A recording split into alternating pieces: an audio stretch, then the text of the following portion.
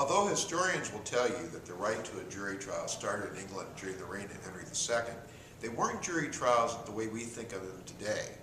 And the way we think of a jury trial today is we bring in a group of citizens, we put them under oath to judge the case fairly. They don't know anything about the case, and they listen to evidence presented from both sides and return a verdict. That's not quite how the jury trial got started. The original idea of a jury trial was there weren't people who didn't know about the case, there were actually people who knew about the case.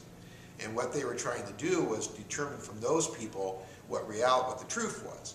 And actually, in a way, what we think of as witnesses were, what we think of today as witnesses, they would have thought of as jurors back in the 1100s and the 1200s. What we do know is that probably by the 1300s, in London at least, and probably most of the Kingdom of England, they were using jury trials in the sense of having people who were selected from the countryside or the community to come in and hear evidence. And there was beginning to develop the idea of lawyers and judges, and they would hear the evidence and they would render a verdict. Interestingly enough, originally you could be on the jury that returned the charge against the person, as well as on the trial jury.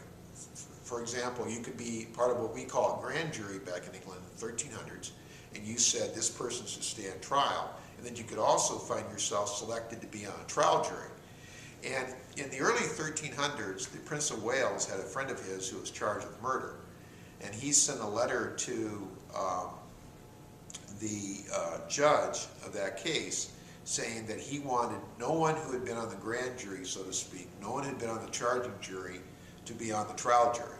And that's the first time we know where a judge said if you were on the grand jury, you couldn't be on the trial jury. So the idea of the jury having no knowledge of the case dates back probably to the 1300s, and that began to develop that practice.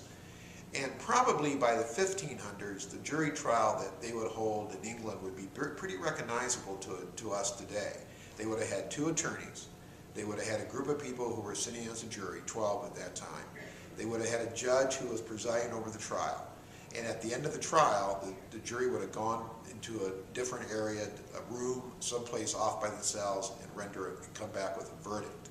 And if we saw that today, we could recognize that as a trial. But between there and here is a lot of history, and we'll talk about that next.